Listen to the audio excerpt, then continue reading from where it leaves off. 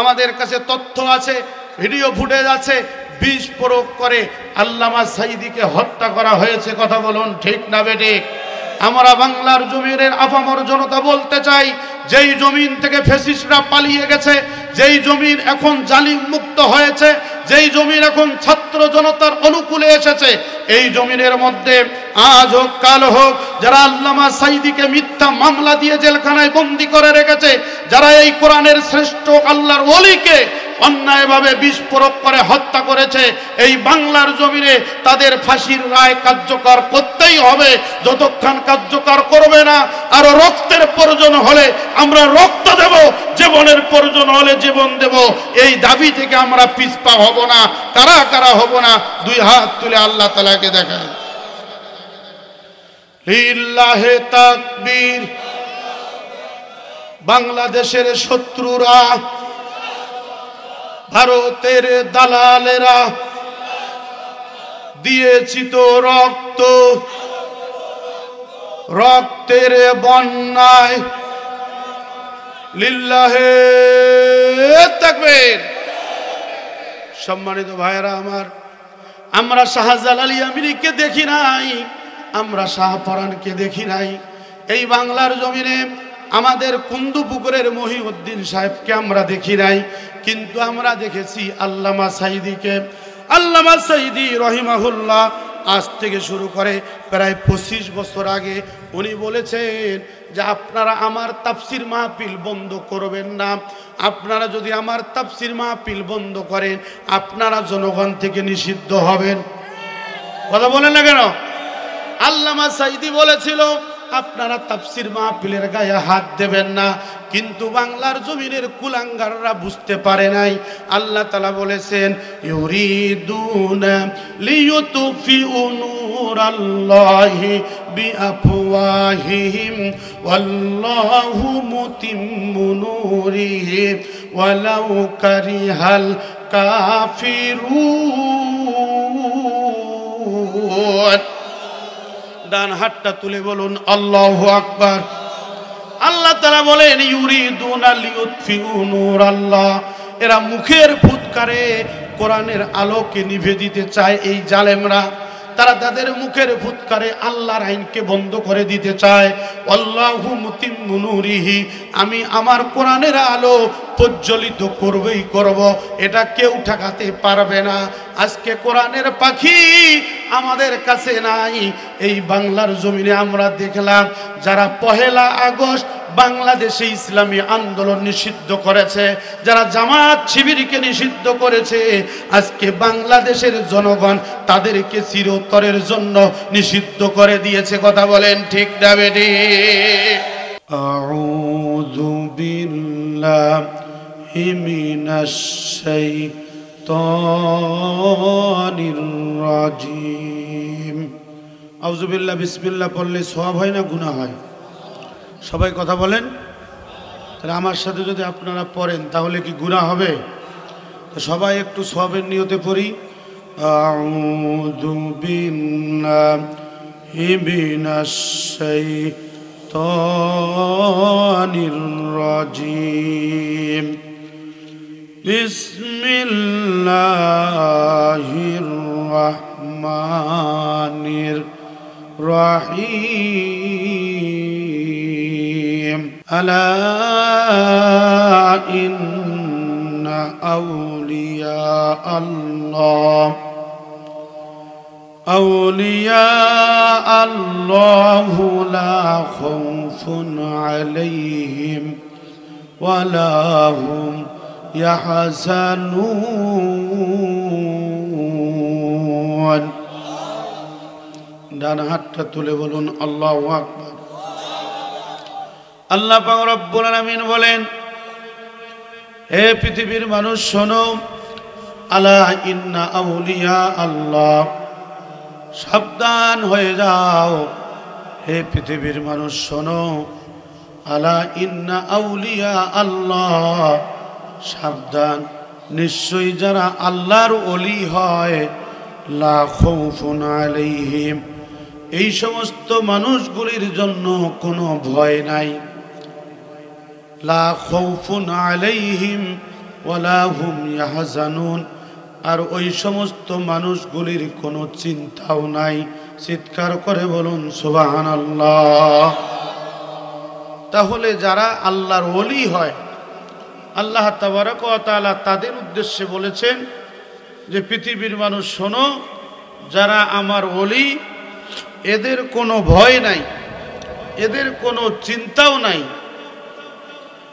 এরা নিঃসন্দেহে, এদের কোনো চিন্তা নাই, কোনো ভয় নাই, এরা আল্লাহর জন্য, আল্লাহ তাদের জন্যে, এবং দুনিয়া এবং আখেরাত সব জায়গায় এই মানুষগুলো সফল মানুষ। বলেন সুবহানাল্লাহ। আজকের আমাদের আলোচনার সাবজেক্ট হলো প্রকৃত আল্লাহর ওলি কে, শ্রেষ্ঠ আল্লাহর ওলি কারা। আমাদের সমাজে আল্লাহর ওলিকে চিনতে আমরা বিভিন্ন পন্থা অবলম্বন করি। বিশেষ করে বাংলাদেশ 92% মুসলমানের একটা দেশ। এই দেশের মাটিতে যতগুলি মুসলিম আছে, আমাদের সাধারণত গবেষণায়, যদিও বাংলাদেশে নিবন্ধিত দল হলো এখন বর্তমান প্রায় 54টি,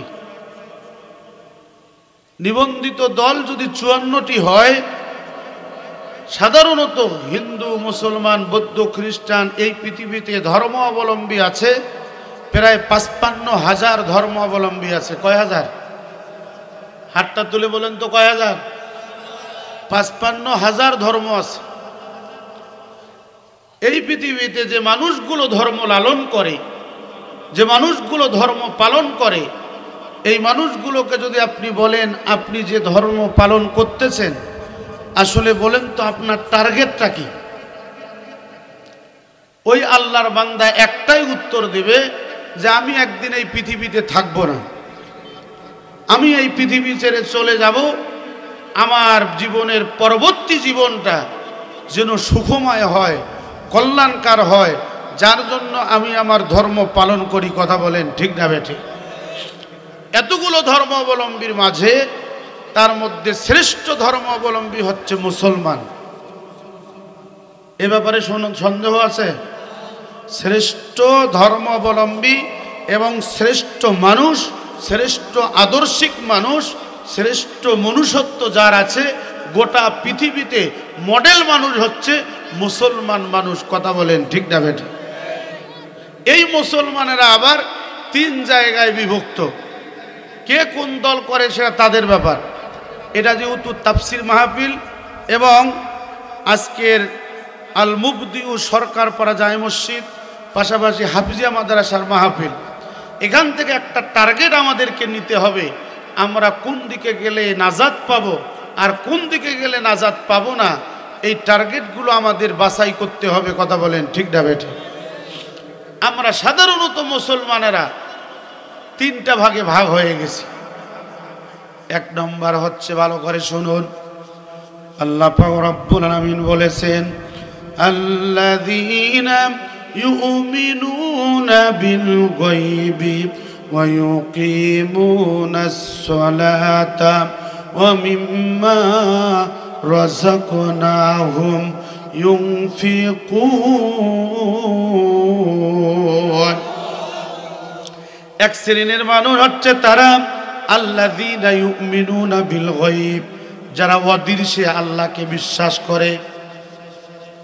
আল্লাহ তাআলার কোনো আকার নাই, আকৃতি নাই, আল্লাহ আছেন এটাই শুধু বিশ্বাস করে। ইউমিনুনা বিল গায়ব ওয়া ইউকিমুনাস সালাত, এই মানুষটা নামাজ কায়েম করে। এরপরে কি করে?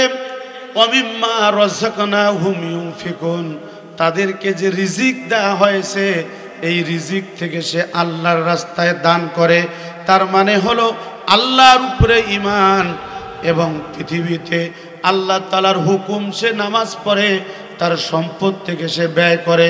এই মানুষটাকে যদি আপনি বলেন আপনি কেন এই কাজগুলি করছেন, ওই মানুষটা বলবে আমি জান্নাত পাওয়ার জন্য করছি। কথা বলেন ঠিক না বেঠিক? এরা হচ্ছে এক শ্রেণীর মানুষ। আর এক শ্রেণীর মানুষ বিভিন্ন দরবারে দরবারে ঘুরে বেড়ায়, বিভিন্ন পীরের মুরিদ। এই বাংলাদেশে ৫৫,০০০-এরও অধিক ভণ্ড পীর আছে। কেউ হক্কানি পীরের মুরিদ, কেউ ভণ্ড পীরের মুরিদ। কথা বলেন ঠিক না বেঠিক? আমি এই ব্যাপারে সংক্ষিপ্ত ব্যাখ্যা দিতে চাই। এগুলো আলোচনা আপনারা অনেক শুনেছেন। যেমন একটা উদাহরণ দিচ্ছি। এই যে আমাদের কুন্দুপুকুর মাজার আছে না?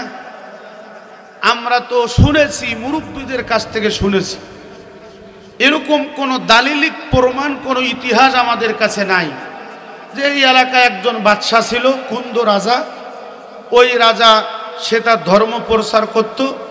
এখানে মহিউদ্দিন পীর সাহেব হুজুর উনি আসছেন, ইসলাম প্রচার করেছেন, অমুসলিমদের সাথে যুদ্ধ করেছেন, বিজয় হয়েছে, এখানে উনি ইন্তেকাল করেছেন, এখানে দাফন হয়েছে। তার কোনো বংশ বুনিয়াদ আছে? এখন আসেন, এখানে কিছু লোক আসার পরে এই লোকগুলো গাঁজা বিক্রি করে। কথা বলেন? এই লোকগুলো নামাজ পড়ে না, রোজা রাখে না, মাথার মধ্যে জ্বর, পরনের মধ্যে চট, গোটা শরীর থেকে দুর্গন্ধ আসতেছে। ওই লোকটা নাকি আল্লাহর ওলি। তাকে যদি আপনি জিজ্ঞাসা করেন যে ভাই আপনি এই মাজারে মাজারে ঘুরেন কেন, উনিও আপনাকে প্রমাণ দিবে যে আমি মাজারে মাজারে ঘুরি। আল্লাহ তাআলাই তো কালামে মাজিদের মধ্যে বলেছেন, হে পৃথিবীর মানুষ শোনো, তোমরা যদি বাঁচতে চাও তাহলে ওলিদের পিছনে ছোট।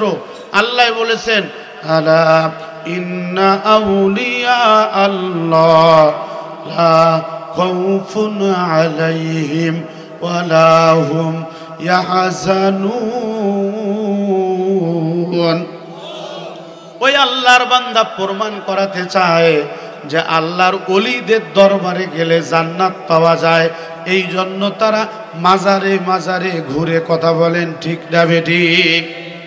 সম্মানিত ভাইয়েরা আমার, প্রকৃতপক্ষে আল্লাহর ওলি কারা, এই সংজ্ঞাটা আজকে আমাদের মাঝে নাই। এই সংজ্ঞাটা যদি আমাদের মাঝে জানা থাকতো তাহলে বাংলাদেশে কোনো ভণ্ড পীরের অস্তিত্ব থাকতো না। কথা বলেন ঠিক না বেঠিক? আজকে আপনি খেয়াল করুন, এই বাংলাদেশে শাহজালাল ইয়ামেনি এসেছেন, এই বাংলাদেশে শাহ মাকদুম এসেছেন, এই বাংলাদেশে শাহ পরাণ এসেছেন। এই বাংলার মাটিতে, এই মাটিটাকে বলা হয় 12 আউলিয়ার মাটি। হাজার হাজার ওলি আল্লাহরা শুয়ে আছেন এই বাংলার মাটিতে। কথা বলেন ঠিক না বেঠিক? আমাদের দেশে প্রায় বন্যা হয় না? কোন সরকার ক্ষমতায় থাকে থাক, যখন বন্যা হয়, এখন তো সবার হাতে হাতে মোবাইল, গোটা পৃথিবীটা এখন মানুষের হাতে হাতে। কথা বলেন ঠিক না বেঠিক? এমন একটা সময় ছিল আমাদের আরাজিরাম কলা গোটা গ্রাম মিলে একজনের রেডিও ছিল। কথা বলেন না কেন? আপনাদের এই এলাকায় দেখা গেছে, গুরুগুরি এলাকায় বলেন, সালাহাটি এলাকায় বলেন, এই এলাকার দেওয়ানি যিনি, ওই দেওয়ানির বাড়িতে কোনো প্রকারে একটা রেডিও পাওয়া যাইতো, তাছাড়া কিন্তু রেডিও ছিল না। বলেন ঠিক না বেঠিক? যখন বন্যা হইতো তখন আমাদের দেশে এই রেডিওর মধ্যে গান ছাড়ি দিত আর মানুষগুলো শুনতো, এই ওলি আল্লাহর বাংলাদেশ, এই শহীদ গাজীর বাংলাদেশ, রহম করো আল্লাহ, রহম করো আল্লাহ। কথা বলেন ঠিক না বেঠিক? আচ্ছা, আমার সাথে একটু বলা যাবে না, এই দেশটা ওলি আল্লাহর দেশ কিনা? এই বাংলাদেশে কোনো নবী আসে নাই, ভালো করে শোনেন। এই বাংলাদেশে কোনো রাসূল আসেন নাই, শুধু একটা ইতিহাসে পাওয়া যায়। তারপর এই ইতিহাসটা বিশ্বাসযোগ্য নয়। হযরত সাদ ইবনে আবি ওয়াক্কাস রাদিয়াল্লাহু তাআলা আনহু, উনি নাকি লালমনিরহাটে এসেছেন, এরকম একটা ইতিহাস আছে যে উনি নদীবন্দর এলাকায়, গত কয়েকদিন আগে চাঁদপুরে আপনারা দেখেন নাই 7 খুন হয়েছে লঞ্চে, এই ঘটনা জানেন না? এইরকম নদীবন্দর এলাকা দিয়ে একজন সাহাবী, উনি বাংলাদেশ দিয়ে ভারতে দ্বীনের প্রচার করেছেন। এইটা শুধু পাওয়া যায়। তাছাড়া ইতিহাস বলতেছে যে আমাদের দেশে অনেক গাউস কুতুবরা এসেছেন, শ্রেষ্ঠ আল্লাহর ওলিরা এসেছেন, শাহজালাল, শাহ মাকদুম ইয়ামেনি এবং আপনার খানজাহান আলী, এই ধরনের শ্রেষ্ঠ আল্লাহর ওলিরা আমাদের দেশে এসে ইসলাম কায়েম করেছেন। কথা বলেন ঠিক না বেঠিক? এদের টার্গেটটা ছিল ইসলাম প্রচার করা, এদের টার্গেটটা ছিল ইসলামকে কায়েম করা। কথা বলেন ঠিক না বেটা? এই জন্য আমাদের দেশে যখন বন্যা হয়, বিপদ হয়, অভাব অনটন, তখন আমরা গান গাই। কি গাই একটু আমার সাথে বলেন? এই ওলি আল্লাহর বাংলাদেশ, শহীদ গাজীর বাংলাদেশ, রহম করুন আল্লাহ, রহম করুন আল্লাহ, রহম করুন আল্লাহ, রহম করুন আল্লাহ। কথা বলেন ঠিক না বেটি?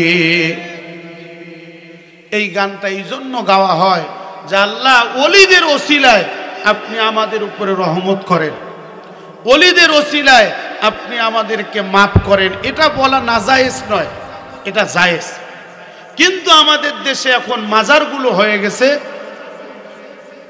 আমাদের দেশে মাজারগুলো হয়ে গেছে সেখানে লুচ্চামি করার জায়গা, ভণ্ডামি করার জায়গা, গাঁজা খাওয়ার আসর, নারী নিয়ে ঘোরাফেরা করার আসর এখন মাজারগুলো হয়েছে। কথা বলেন ঠিক না বেটি? বিগত সরকারের আমলে এই বাংলাদেশে তাফসির মাহফিলে 144 জারি হয়েছিল। বলেন ঠিক না বেটি? ওই সময় আমি বলেছিলাম যে শাহজালাল, শাহ মাকদুম যেই টার্গেট নিয়ে বাংলাদেশে এসেছেন, আজকে যদি তারা বেঁচে থাকতো, আল্লামা সাইদির মতো এদেরও নসিবে জেলখানার ভাত জুটতো। কথা বলেন না কেন? এই জন্য বলতেছি, এই ওলি আল্লাহর বাংলাদেশ, শহীদ গাজীর বাংলাদেশ, রহম করুন আল্লাহ, রহম করুন আল্লাহ। আল্লাহ আপনার পথে শহীদ যারা, আমরা তাদের বংশধর। কথা বলেন। আল্লাহ আপনার পথে শহীদ যারা, আমরা তাদের বংশধর, তাদের হস্তে ক্ষমা করুন আল্লাহ, কবুল করুন আল্লাহ। লিল্লাহে তাকবীর। এবার আমি কিছু ব্যাখ্যা দিব, আপনারা কি মন খারাপ করবেন, রাগ হবেন? প্রকৃত আল্লাহর ওলি কারা? সম্মানিত ভাইয়েরা আমার, প্রকৃত আল্লাহর ওলি চিনতে হলে হযরতে শাহজালালের জীবনী আপনি যেভাবে পড়বেন, হযরতে শাহ মাকদুমের জীবনী আপনি যেভাবে পড়বেন, হযরতে শাহজালাল রহিমাহুল্লাহ যখন বাংলাদেশে এসেছেন, আমরা শুনেছি, শোনা কথা, এগুলো কথার কোনো দলিল নাই আমাদের কাছে।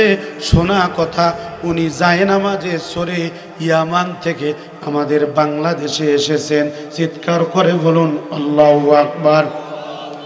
গত বছর 11-12 জানুয়ারি আমার 2 দিন মাহফিল ছিল আপনার সিলেটে। আমি চিন্তা করলাম যে সিলেট যেহেতু আসলাম, তো সেহেতু আর কোনো দিন নসিবে জোটে বা না জোটে, আজকে একটু আমি দেখেই যাব যে শাহজালাল রহমাতুল্লাহ আলাইহির মাজারটা কেমন আর শাহপরানের মাজারটা কেমন, এটা আমি একটু দেখে তারপর আমি যাব। আমি গেলাম, যাওয়ার পরে দেখলাম যে ওইখানে যে আমি ঢুকতেছি, ঢুকার সাথেই স্যান্ডেল পরে ঢুকতে দিচ্ছে না।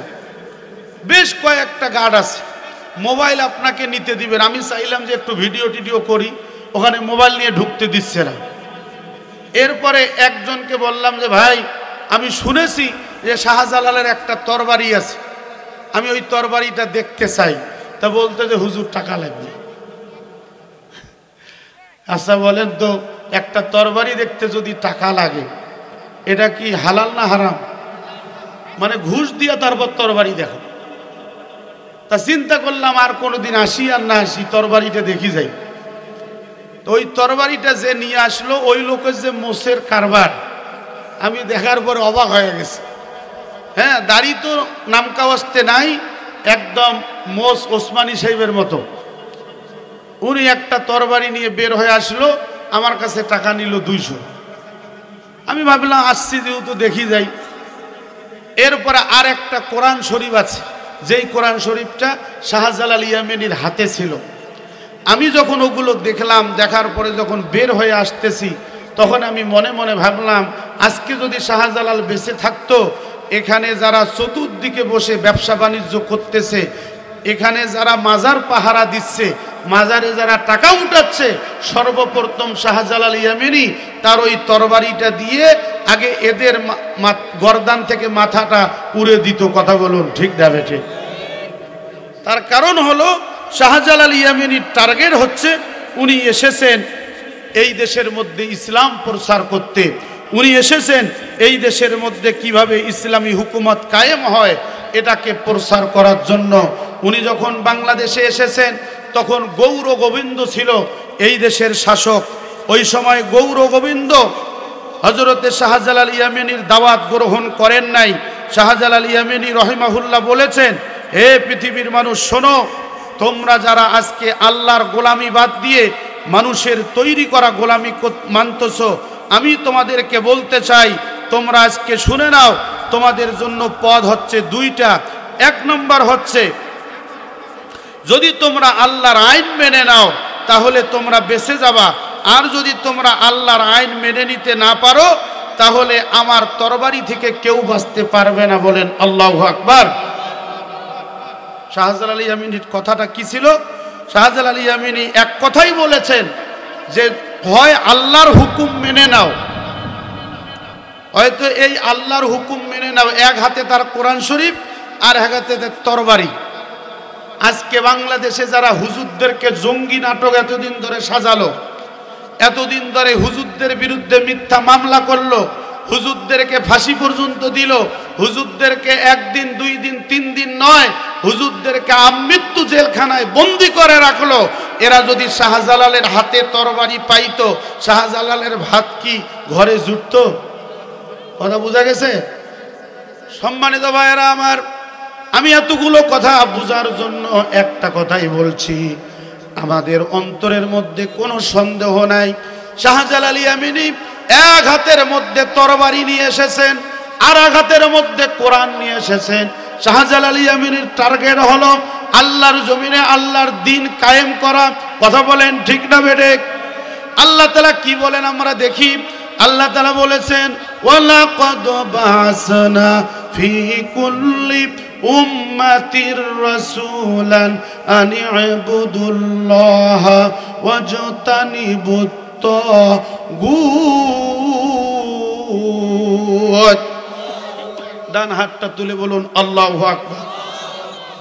আল্লাহ তাআলা বলেছেন, ওয়ালাকাদ বা'সনা ফি কুল্লি উম্মাতির রাসূল, আমি প্রত্যেকটা জাতির জন্য নবী নির্বাচিত করেছি।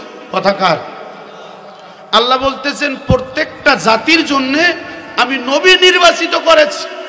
এই নবীদের কাজ হলো আনি আবুদুল্লাহ, আল্লাহর দাসত্ব, আল্লাহর গোলামি মানুষকে শিক্ষা দেয়া। বলুন সুবহানাল্লাহ।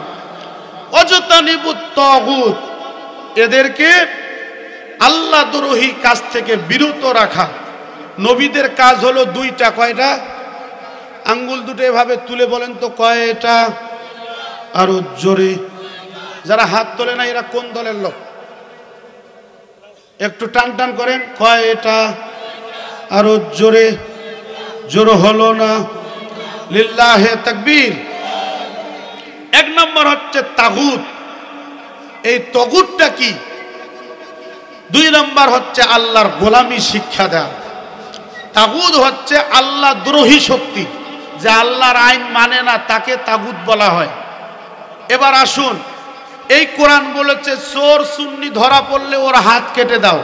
কথাকার আল্লাহ তাআলা বলেছেন, ওয়াসারিকু ওয়াসারিকাতু ফাকতাউ আইদিয়াহুমা, যদি চোর সুন্নি তোমাদের মাঝে ধরা পড়ে এদের উভয়ের হাত কেটে দাও। কথাকার আমাদের দেশ 92% মুসলমানের দেশ। এই দেশের মাটিতে শাহজালাল শুয়ে আছে, এই দেশের মাটিতে শাহপরান শুয়ে আছে। এই দেশটাকে বলা হয় ওলি আল্লাহর দেশ। সেই দেশের মাটিতে একটা চোর ধরা পড়লে আমরা ওই চোরের হাতটা কাটতে পারি না। তাহলে বলুন তো দেখি, আমরা কি পরিপূর্ণরূপে নবীওয়ালা কাজ করতেছি? কথা বুঝাইতে পারছি আমি?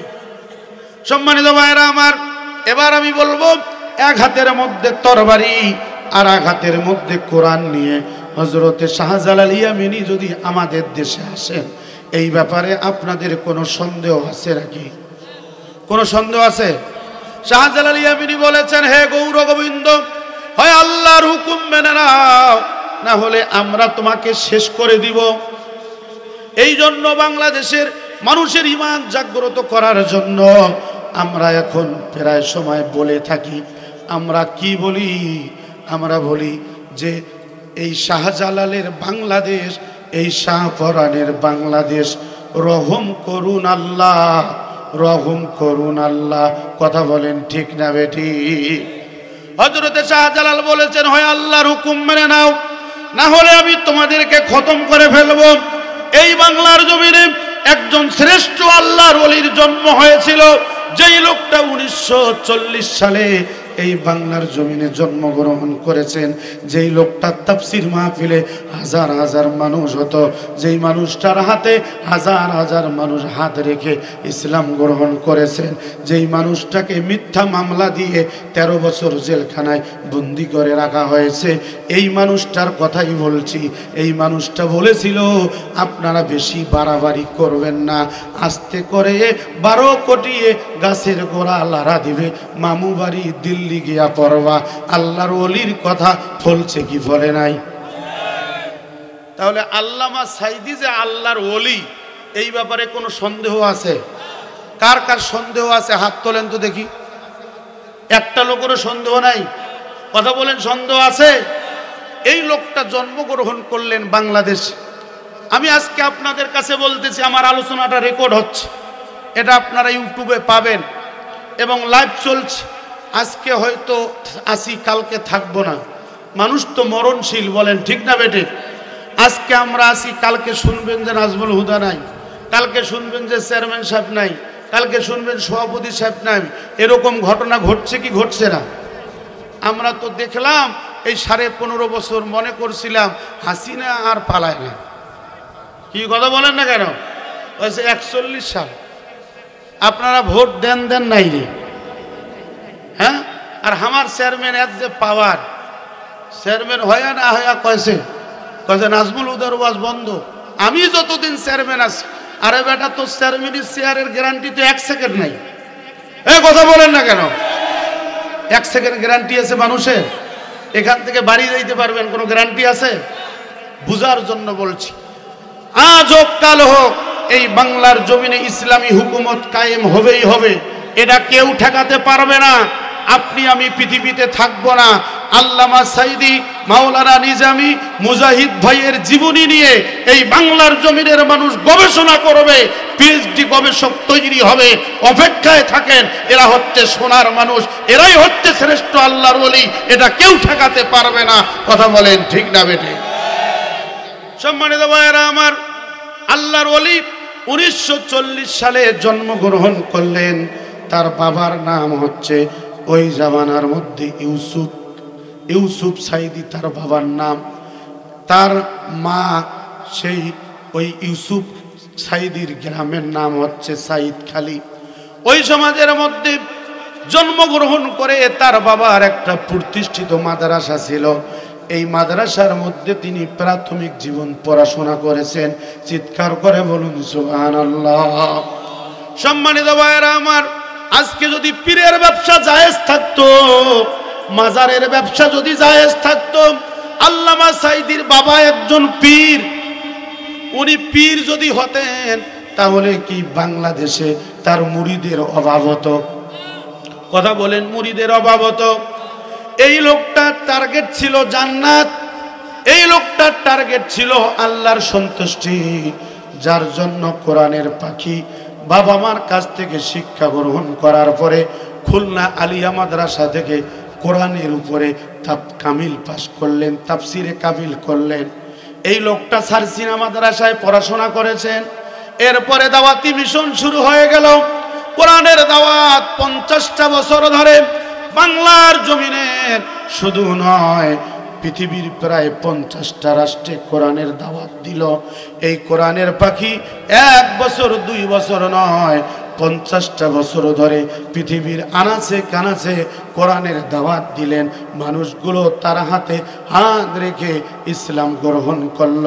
আজকে কি নির্মম পরিহাস, যেই লোকটা 20 বছর পড়াশোনা করল, যেই লোকটা 50টা বছর ধরে কোরআনের দাওয়াত দিল, ওই আল্লাহর ওলির তাফসীর মাহফিলে লক্ষ লক্ষ মানুষ হতো, ওই মানুষটাকে শেষ করে দেওয়ার জন্য তার বিরুদ্ধে মামলা দায়ের করা হলো। একটা দুইটা নয়, ওই মানুষটার বিরুদ্ধে শত শত মামলা হাজির করা হলো। একদিন দুই দিন নয়, 1 বছর 2 বছর নয়, 13.5 বছর পর্যন্ত জেলখানায় বন্দি করে রাখলো। ওই কোরআনের পাখি আজ আমাদের কাছে নাই, কিন্তু কোরআনের পাখির কথাগুলো মানুষের অন্তরে জায়গা করে নিয়েছে। কথা বলেন ঠিক না বেঠি? শ্রেষ্ঠ আল্লাহর ওলি কারা, এই কথাটা বুঝাইতে চাচ্ছে। আপনি যাচ্ছেন কোথায়? এই বাংলার জমিনে আমরা অনেক মানুষের জানাজা দেখেছি, এই বাংলার জমিনে অনেক মানুষের বক্তব্যের ভিডিও ফুটেজ আমরা দেখেছি। যেই মানুষটার হাতে হাজার হাজার বেধর্মী মুসলমান হলো, এই বাংলাদেশের মানুষ কেমন কুলাঙ্গার, এই বাংলাদেশের মুসলমানদের পতন কিভাবে হলো দেখুন। এই মানুষটাকে মিথ্যা মামলা দিয়ে এই মানুষটাকে সাজানো হলো ধর্ষণকারী, এই মানুষটাকে সাজানো হলো অগ্নিসংযোগকারী, এই মানুষটার বিরুদ্ধে মিথ্যা মামলা দিয়ে তার ফাঁসির রায় কার্যকর করা হলো, তার ফাঁসির রায় দেয়া হলো। 200-এরও অধিক মানুষ, প্রায় 250 শতাধিক মানুষ আল্লামা সাঈদীর রায়ের পরে জীবন দিয়েছেন। ইতিহাসে আর কোন নেতার ব্যাপারে এত মানুষ জীবন দেন নাই। কথা বলুন ঠিক না বেটে? সম্মানিত ভাইয়েরা আমার, আমি আপনাদেরকে বুঝার জন্য বলছি, আল্লামা সাঈদী যখন কোরআনের দাওয়াত দিয়েছেন, 1 বছর 2 বছর নয়, 1 বার 2 বার নয়, এই মানুষটা এমন এমন জায়গা আছে যেই জায়গাগুলিতে 30 বছর 35 বছর ধরে একটা মাঠেই তাফসীর মাহফিল করেছেন। ওই মানুষটার নাম হলো আল্লামা সাঈদী। কথা বলেন ঠিক না বেঠি? আজকে তো বাংলাদেশে বক্তাদের যে ডিমান্ড, কথা বলেন না কেন? বলবেন যে হুজুর আপনাদের ঘরের কথায় আপনারাই বলতেছেন, এগুলো বলার দরকার আছে। এই যে ভাত খাইতে খাইতে এক ভাই বলতেছে, ভাই এটা কোনো কথা হলো? তারেক মনোয়ার সাহেব দিনের বেলা আসলেন, 30 মিনিট কথা বলতে না বলতেই উনি টাকা পয়সা নিয়ে চলে গেলেন। এরকম ঘটনা কথা আসছে কি আসছে না? এখন বাংলাদেশের বক্তাদের ব্যাপারে বক্তব্য হয় 50,000, 60,000, 1 লাখ, 2 লাখ, 1.5 লাখ। আমি বলি আপনারা দাওয়াত দেন কেন? দোষ তো বক্তাদের নাই, দোষ আপনাদের। কথা বলেন না কেন? আল্লামা সাঈদীর রেকর্ড শুনুন। 1973 সাল থেকে উনি এই তাফসীর মাহফিলের দাওয়াত দেন। এই দায়ী আল্লাহ 1 বছর 2 বছর নয়, চট্টগ্রামের প্যারট ময়দানে 5 দিন ব্যাপী 29 বছর কোরআনের দাওয়াত দিয়েছেন। তার ব্যাপারে কোনো সার্টিফিকেট দেখাতে পারবেন না যে উনি টাকা নিয়ে বাড়াবাড়ি করেছেন। কথা বলেন ঠিক না বেটে? এরপরে উনি খুলনা আলিয়া মাদ্রাসা মাঠে 2 দিন ব্যাপী তাফসীর মাহফিল, এই মাহফিলে 38 বছর কোরআনের দাওয়াত দিয়েছেন। সুবহানাল্লাহ বলবেন না? এরপরে দেখুন সিলেটের সরকারি আলিয়া মাদ্রাসা মাঠে 3 দিন ব্যাপী 33 বছর একাধারে দাওয়াত দিয়েছেন। বলুন সুবহানাল্লাহ। এই লোকটা রাজশাহী সরকারি আলিয়া মাদ্রাসা মাঠে 3 দিন ব্যাপী 35 বছর একাধারে দাওয়াত দিয়েছেন। বলুন সুবহানাল্লাহ। ইনি বগুড়া শহরে 2 দিন ব্যাপী একাধারে 25 বছর দাওয়াত দিয়েছেন। কমলাপুর রেল স্টেশনের পাশে 3 দিন ব্যাপী উনি 34 বছর দাওয়াত দিয়েছেন। এরপরে কুমিল্লা শহরে 3 দিন ব্যাপী 31 বছর উনি দাওয়াত দিয়েছেন। এই কোরআনের দাওয়াত দিতে যে আল্লামা সাঈদীকে হত্যা করার জন্য 4 বার গুলি করা হয়েছে। কয়বার? কথা বলেন কয়বার? রাখে আল্লাহ, মারে কে? কথা বলেন ঠিক না বেঠিক? 4 বার গুলি করলো, উনি কি শহীদ হয়েছেন? আমরা দেখেছি এই লোকটা যখন জেলখানায়, তখন তার ছেলে হার্ট স্ট্রোক করে রফিক বিন সাঈদী দুনিয়া থেকে বিদায় নিল। তার জানাজা নামাজে যখন উনি শরীক হয়েছেন, ওই দিন বলেছিলেন, আল্লাহ তোমার জাতের কসম, আল্লাহ তোমার ইজ্জতের কসম, 1971 সালের কোনো কালি বা কোনো কাদা, কোনো বালি বা কোনো কাদা এই সাঈদীর গায়ে লাগে নাই, লাগে নাই, লাগে নাই।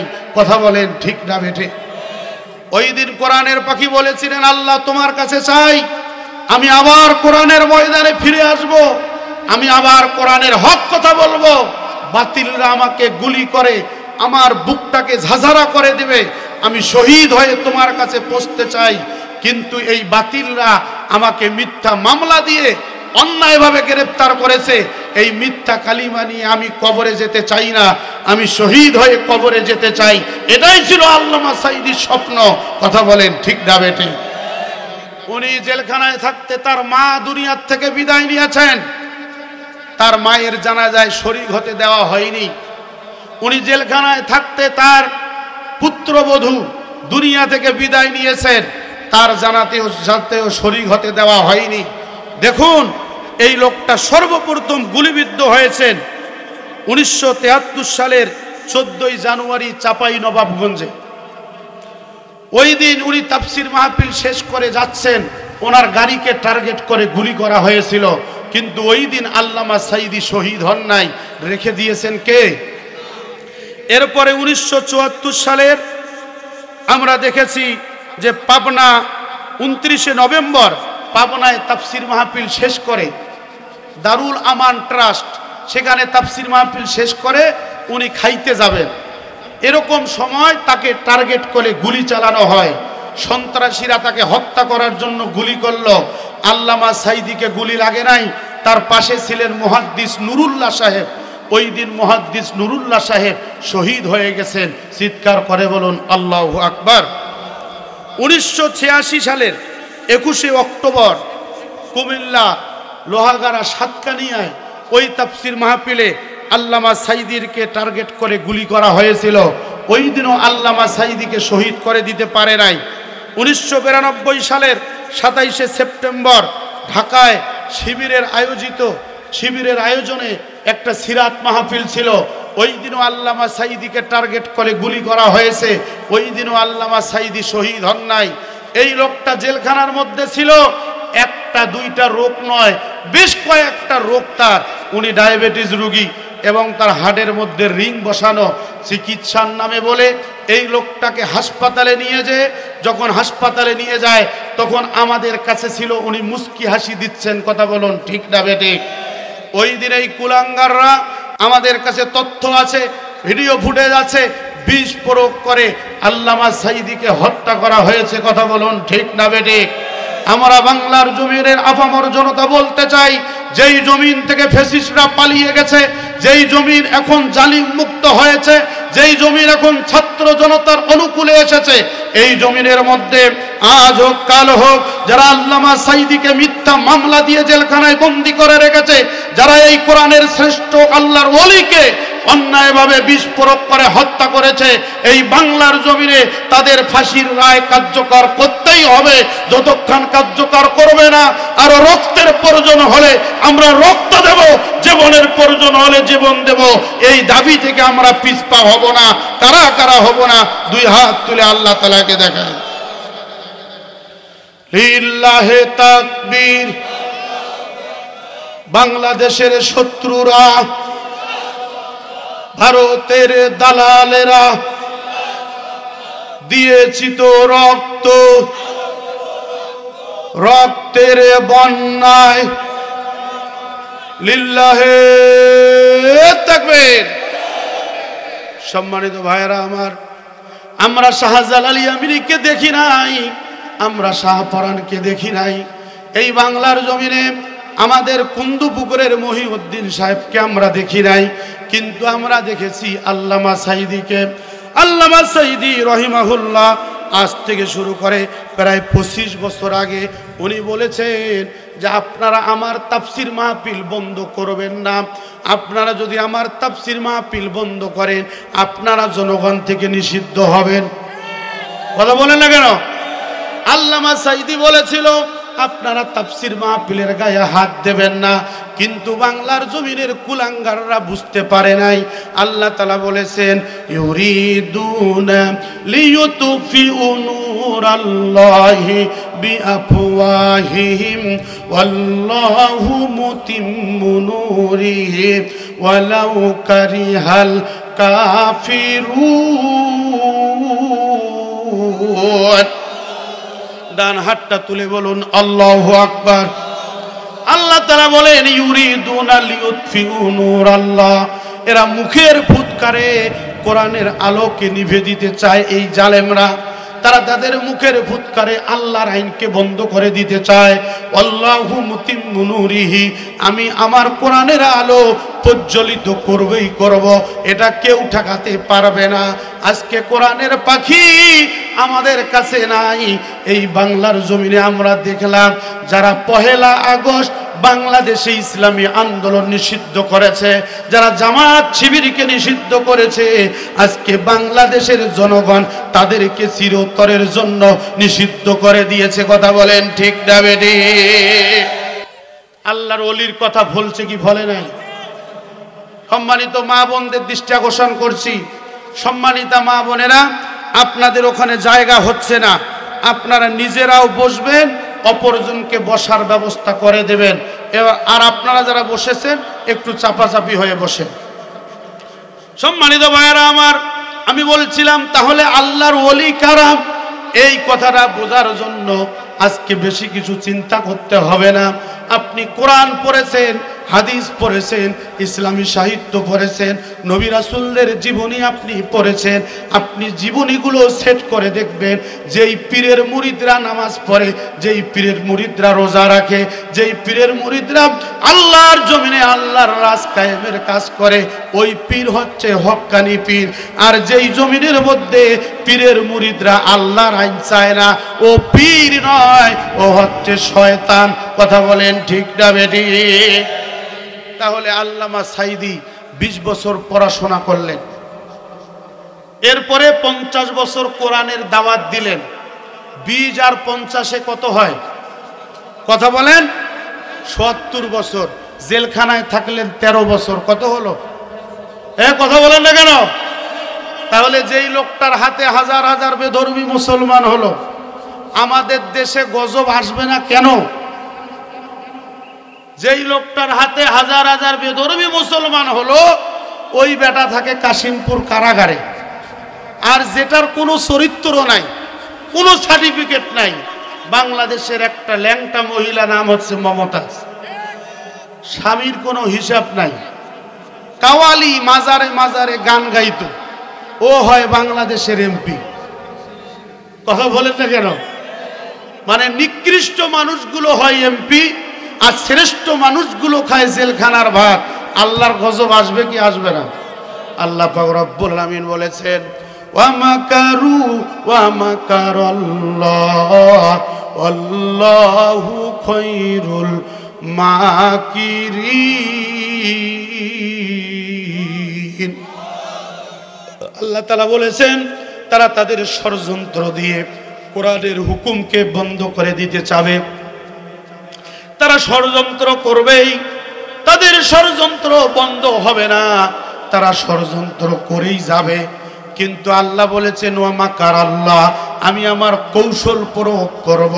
আজকে আমরা বাংলাদেশে দেখেছি সচিবালয়ের 2 দিকে আগুন, দেখেন নাই?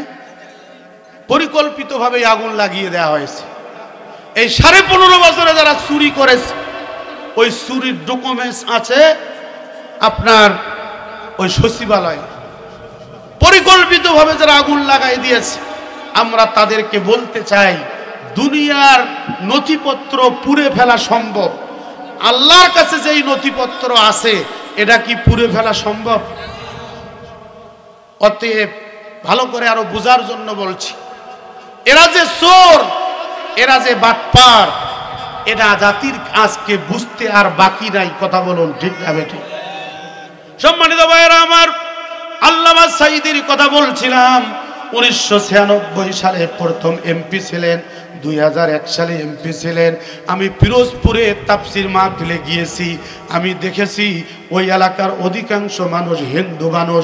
ওই হিন্দুরা ভোট দিয়ে তাকে 2 বার এমপি বানিয়েছে। 2001 সালে আপনারা দেখেছেন এই বাংলাদেশে 4 দলের জোট ক্ষমতায় ছিল। ওই সময়ের মধ্যে যখন ক্ষমতাচ্যুত হয়ে গেল ওই জোট সরকার, এরপর ফখরুদ্দিন আর মঈনুদ্দিন আসার পরে 96 সাল থেকে শুরু করে 5 সাল পর্যন্ত যারা মন্ত্রী ছিল, এমপি ছিল, মঈনুদ্দিন আর ফখরুদ্দিন সবাইকে চোর হিসাবে প্রমাণিত করাইছে। কাল সকালবেলা বলেন, ঠিক না বেঠিক? ফখরুদ্দিন, মঈনুদ্দিন কারা কারা চোর? শেখ হাসিনা, খালেদা জিয়া সবাইকে জেলখানায় ঢুকেছে। কিন্তু যারা আল্লাহর জমিনে আল্লাহর রাজ কায়েম করতে চেয়েছে, আল্লামা সাইদি, মাওলানা নিজামী সাহেব এমপি ছিলেন, মুজাহিদ ভাই এমপি ছিলেন না মন্ত্রী ছিলেন, এই লোকগুলো যে 4 আনা দুর্নীতি করে নাই, এটা আজ থেকে শুরু করে প্রায় 20 বছর আগে প্রমাণিত হয়েছে। কথা বলেন, ঠিক না বেঠিক? সম্মানিত ভাইয়েরা আমার, এই ভালো মানুষগুলোর ব্যাপারে এলাকার হিন্দু মুসলমানরা সার্টিফিকেট দিয়েছেন।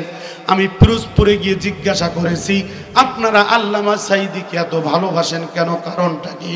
উনি বলেছেন, হুজুর, ওই লোকগুলি বলেছেন, হুজুর, আপনি যে এই মাদ্রাসা দেখতেছেন, এই স্কুল দেখতেছেন, এই হাসপাতাল দেখতেছেন, এগুলো যতগুলো দেখতেছেন, এই স্কুল কলেজ মাদ্রাসাগুলো, এগুলো সম্পূর্ণরূপে আল্লামা সাইদির অবদান। আমরা জীবন দিব, কিন্তু আল্লামা সাইদিকে হারাবো না। চিৎকার করে বলুন আল্লাহু আকবার। আপনারা খারাপ মনে করেন আর ভালো মনে করেন। আর একটা উদাহরণ দিব। আপনারা শুকুরঞ্জন বালির নাম শুনেছেন? আল্লামা সাইদির বিরুদ্ধে যে মামলা হয়েছে, এই মামলার রাষ্ট্রপক্ষের সাক্ষী হচ্ছে শুকুরঞ্জন বালি। এই শুকুরঞ্জন বালি এমন ভাবে সাইদি সাহেবকে চিনেছেন, বাংলাদেশের অনেক মুসলমান চেনেন। কথা বলেন না কেন? এজন্য আমি বলি, শুকুরঞ্জন বালির ঈমান বাংলাদেশের অনেক কুলাঙ্গার মুসলমানের চেয়ে ভালো আছে। তাকে সেভ হোমে নেওয়া হয়েছে, যেটাকে আয়না ঘর বলি না আমরা। এই আয়না ঘরের যে প্রমাণ হয়েছে, এই ঘরে এই শুকুরঞ্জন বালিকে নেওয়া হয়েছে। বলা হয়েছে, কতগুলো টাকা চাও দেব, কিন্তু সাইদির বিরুদ্ধে তোমাকে সাক্ষী দিতে হবে। একটা হিন্দু মানুষ বলেছে, আমি জীবন দেব, সাইদির বিরুদ্ধে সাক্ষী দিব না। বলেন আল্লাহু আকবার। এরপরে লোকটাকে গুম করা হয়েছে। হায়রে, একটা ভদ্র মানুষ, হিন্দু মানুষ, এই মানুষটাকে গুম করে ভারতে পাঠিয়ে দেওয়া হয়েছে। এই লোকটা ভারতেই ছিল, ভারত থেকে আবার বাংলাদেশে এসেছেন। যেই দিন আল্লামা সাইদিকে বিষ প্রয়োগ করে হত্যা করা হয়, তাৎক্ষণিকভাবে শোনা গেল, নাই রে নাই, আল্লামা সাইদি আর দুনিয়াতে নাই। আমাদের কাছে তথ্য এসেছে, আল্লামা সাইদি 5 দিন আগে অসুস্থ হয়েছেন, কিন্তু বাংলাদেশের কোনো মিডিয়া প্রচার করেন নাই। যখন ওনাকে হাসপাতালে নেওয়া হয়, তখন কে বা কারা দেখতে পেয়েছেন, এটা তো সাইদি সাহেব। এইভাবে মানুষের মুখে মুখে প্রচার হয়ে গেছে। যখন আমরা শুনলাম কোরআনের পাখি আর নাই, কোরআনের পাখি আর নাই, তখন লক্ষ লক্ষ মানুষ ওই হাসপাতাল, যে হাসপাতাল ঘেরাও করে ফেলেছিল। কথা বলেন, ঠিক না বেঠিক? এই মানুষগুলোর কোনো দাবি ছিল না। এই মানুষগুলোর দাবি ছিল একটাই, আমাদের জীবনের শেষ চাওয়া পাওয়া হলো আমরা আল্লামা সাইদির জানাজা পড়ব, আমরা আল্লামা সাইদির জানাজা পড়ব। সারা রাত ধরে পাহারা দিল ওই বাংলাদেশের প্রশাসন। রাতের গভীরে অন্যায়ভাবে গুলি চালিয়ে আমাদের ভাইদেরকে ছত্রছায়া করে ফেলল, আমাদের ভাইকে ছত্রভঙ্গ করে ফেলল, আমাদের ভাইকে বিভিন্ন জায়গায় ছড়িয়ে ছিটিয়ে চলে গেল। ওই সময় প্রশাসনের টার্গেট ছিল আল্লামা সাইদিকে রাতের গভীরে পিরোজপুরে নিয়ে যে আল্লামা সাইদিকে দাফন করবে। মানুষ কেমন করে আল্লামা সাইদিকে ভালোবাসছেন, এই কথাটা বোঝার জন্য বলছি। যখন পিরোজপুরে সংবাদ চলে গেল রাত 3টার পরে আল্লামা সাইদিকে নিয়ে যাওয়া হচ্ছে পদ্মা সেতুর উপর দিয়ে, ওই সময় লক্ষ লক্ষ মানুষ ওই দিন পিরোজপুর গিয়ে আল্লামা সাইদি সাহেবের প্রতিষ্ঠিত সেই ওই আল্লামা সাইদি সাহেবের মাদ্রাসায়, ওই আল্লামা সাইদি ফাউন্ডেশন, ওইখানে গিয়ে ওই বরিশাল বিভাগ, খুলনা বিভাগের লক্ষ লক্ষ গোটা পিরোজপুর ঘেরাও করে রেখেছিল। সবার মনে একটাই কথা ছিল, আজকে আমরা জানাজার নামাজ পড়ব, তারপর কোরআনের পাখিকে দাফন করব। কথা বলেন, ঠিক না বেঠিক? একটু জিকির করি লা ইলাহা। আচ্ছা, হবেই, আপনারা খুলে দেন এক সাইড, ওটা হবে। মহিলারা বেশি হয়, ওখানে যা বলো, ওখানে যা বলো জোরে লা ইলাহা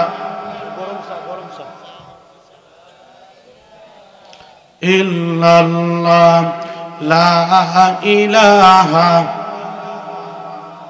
নব্য ফেরাউন বলে সাইদি রে আল্লাহর কথা বলা ছেড়ে দে। কথা বলেন না কেন? লেডি ফেরাউন বলে সাইদি রে আল্লাহর কথা বলা ছেড়ে দে। আল্লামা বলেছেন জীবন দিব, সাইদি বলেছেন শহীদ হব, তবুও ছাড়ব না ইল্লাল্লাহ লা ইলাহা। মহিলা প্যান্ডেলে মা বোনদের জায়গা হচ্ছে না, আপনারা নিজেরাও বসবেন, অপরজনকে বসার জন্য সুযোগ করে দেবেন। জোরে লা ইলাহা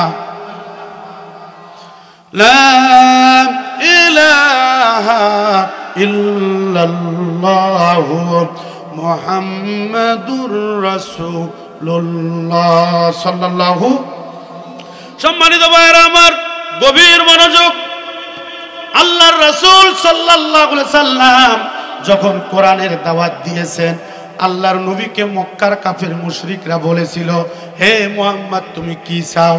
তোমার কি টাকার দরকার বলো, তোমার কি সোনার দরকার তুমি বলো, তোমার কি রূপার দরকার তুমি বলো, তুমি কি সুন্দরী নারী চাও তুমি বলো, তুমি কি মক্কার ক্ষমতা চাও তুমি বলো, তুমি যা চাইবা আমরা তাই দেব, কিন্তু ইসলামের দাওয়াত দেওয়া বন্ধ করো।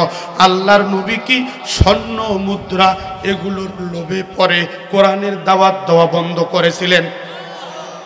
কাল সকালবেলা বলেন বন্ধ করেছিলেন?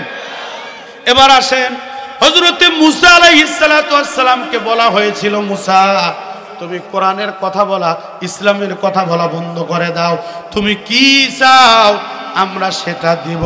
ফেরাউন বাহিনী হযরতে মুসাকে গ্রেফতার করতে যে বলেছে, তুমি কি মন্ত্রী চাও, এমপি চাও, টাকা পয়সা চাও দিব, কোরআনের দাওয়াত ইসলামের দাওয়াত বন্ধ করো।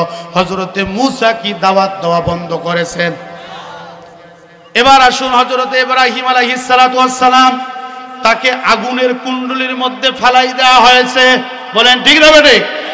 হযরতে ইব্রাহিমকে বলা হয়েছে, ইব্রাহিম তুমি কি চাও?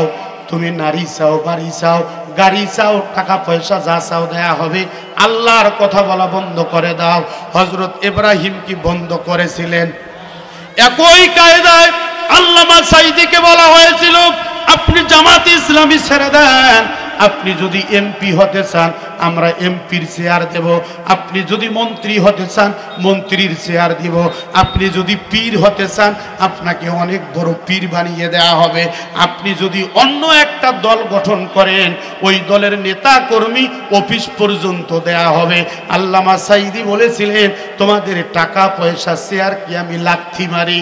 অতএব আল্লামা সাইদি ঘোষণা দিয়েছিলেন, বাতিলের সাথে আপোষ করে 500 বছর বেঁচে থেকে লাভ নাই, একমাত্র শুধুমাত্র ইসলামের পথে, হকের পথে 1 ঘন্টা বাঁচতে চাই। আল্লামা সাইদির এই কথা চিরস্মরণীয় হয়ে কিয়ামত পর্যন্ত থাকবে। কথা বলুন ঠিক না বেঠিক? সম্মানিত ভাইরা আমার, কোরআনের পাখির দাফন যখন হলো, দেখুন কি মজার কাহিনী। মানুষগুলো লক্ষ লক্ষ মানুষ গিয়ে সেখানে হাজির হয়ে গেল। আল্লামা সাইদিকে পাওয়ার পরে তারা মনে করলো, আহারে আমরা কি যেন পাইলাম। ওই লাশের মধ্যে কেউ চুমু খাচ্ছে, কেউ তার খাটের মধ্যে চুমু খাচ্ছে, কোরআনের পাখিকে যেন বিদায় দিতে পারতেছে না। আমরা দেখেছি ওই জানাজার নামাজে সুখরঞ্জন বালিও শরীক হয়ে গেছেন। সুখরঞ্জন বালিকে বলা হয়েছে, তুমি আল্লামা সাইদির ব্যাপারে কিছু বলো। ওই জানাজার নামাজে শরীক হয়ে সুখরঞ্জন বালি ওই দিন সাক্ষী দিয়েছে, আমার ভাইকে আল্লামা সাইদি হত্যা করে নাই, আমার ভাইকে আল্লামা সাইদি হত্যা করে নাই। আল্লামা সাইদি রাজাকার নয়, আল্লামা সাইদি রাজাকার নয়, আল্লামা সাইদি হচ্ছেন শ্রেষ্ঠ আল্লাহর ওলি। আজকে আমরা বাংলার জমিনের মুসলমানেরা বলতে চাই, যারা আল্লামা সাইদিকে মিথ্যা মামলা দিয়ে জেলখানায় বন্দি করে রেখেছেন, যেই মানুষটাকে অন্যায়ভাবে আপনারা হত্যা করেছেন, ওই দিন আল্লামা সাইদি পার্লামেন্টে বলেছিল যে আপনারা ইসলামকে মেনে নেন, ইসলাম অনুযায়ী চলেন, পার্লামেন্ট সদস্য থাকা অবস্থায় ওই সময় বাংলাদেশের শার্ট পরা প্যান্ট পরা মোসারুরা নেশাখোররা বলেছিল আল্লামা সাঈদীকে রাজাকার। আল্লামা সাঈদী বলেছিলেন আমি রাজাকার নই, আমাকে যারা রাজাকার বলে এরা হিন্দুস্তানের রাজাকার। আজকে 24 সালে সেটা প্রমাণিত হয়েছে। এই বাংলাদেশ নিয়ে যারা ষড়যন্ত্র করেছে ওই ভারতের রাজাকাররা ভারতে গিয়ে জায়গা নিয়েছে। কথা বলেন ঠিক না বেঠিক? আমরা বলতে চাই 92% মুসলমান। এই বাংলার জমিনে আদালত আছে, এই বাংলার জমিনে খাতা কলম আছে। যারা ভারত পালিয়ে গেছে এদেরকে ধরে এনে বিচারের কাঠগড়ায় দাঁড় করাবো। বিচারের আগেই যদি ওদের ভারতে মৃত্যু হয় এদেরকে বাংলার জমিনে ঢুকতে দেয়া হবে না। যারা ভারত পালিয়ে গেছে এদের দাফন কাফন ভারতেই হবে। আমার সাথে কারা কারা একমত? 2 হাত তুলে আল্লাহ তাআলাকে দেখাও। লিল্লাহে তাকবীর। বাংলাদেশের শত্রুরা, স্বাধীনতার শত্রুরা, ভারতের দালালেরা, লিল্লাহে তাকবীর। বাংলাদেশে এখন আমলিক নাই, যারা পালিয়ে গেছে এরা ভারতের দালাল। অতএব যারা ভারতের গুণগান গাবে ধরে নেবেন এটা আমলিক নয়, এটা হচ্ছে ভারতের দালাল। কথা বলেন ঠিক না বেটে? আজকে আমি আপনাদের কাছে স্পষ্ট ভাষায় বলতেছি, আল্লামা সাঈদীর ইতিহাস আমাদের কাছে পড়ে আছে।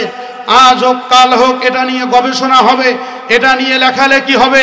শ্রেষ্ঠ আল্লাহর ওলি যেই পথে জীবন দিয়েছে, এই বাংলার জমিনে ছাত্র জনতার গণঅভ্যুত্থানের মধ্য দিয়ে একটা ইসলামী রাষ্ট্রের সূচনা হয়েছে। কথা বলুন ঠিক না বেটে? এখনো আরো অনেক সময় পাড়ি দিতে হবে। এই বাংলার জমিনে কালিমা উড্ডীন করতে হলে আরো রক্তের প্রয়োজন আছে, আরো জীবনের প্রয়োজন আছে। শকুনরা এখন ডানা মেলিয়েছে। কথা বলুন ঠিক না বেটে? ওই সকল শকুনদেরকে আমরা বলতে চাই, ছাত্র জনতার আন্দোলন আপনারা ভুলে যাবেন না। আমরা আপনাদেরকে স্পষ্ট ভাষায় বলবো, গত দিনে নৌকা নাঙ্গল ধানের শীষের ক্ষমতা দেখা শেষ। আগামীতে আল কোরআনের বাংলাদেশ, আল কোরআনের বাংলাদেশ গড়লে আরো রক্তের প্রয়োজন হবে, আরো জীবনের প্রয়োজন হবে। কারা কারা কোরআনের বাংলাদেশ গড়তে রক্ত দেবেন, জীবন দেবেন? 2টি হাত টান টান করে তুলে আল্লাহ তাআলাকে দেখায়। লিল্লাহে তাকবীর। কোরআন আছে যেখানে, আলেম ওলামা যেখানে, লিল্লাহে তাকবীর, লিল্লাহে তাকবীর। কোরআন হাদিসের আলো,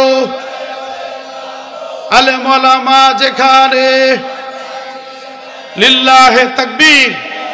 আলহামদুলিল্লাহ। সম্মানিত ভাইয়েরা, আল্লামা সাঈদীর 83 বছরের জীবনী আমি সংক্ষিপ্তভাবে বললাম যে উনি 20 বছর পড়াশোনা করেছেন, গবেষণা করেছেন 5 বছর, 50 বছর কোরআনের দাওয়াত দিয়েছে, 13টা বছর জেলখানায় কাটিয়ে দিয়েছেন। ইসলামের পথে থেকে যদি সারাটা জীবন জেলখানায় দিতে হয় আমরা দিতে রাজি, বাতিলের সাথে আপোষ করব না। বলে ঠিক না বেটি?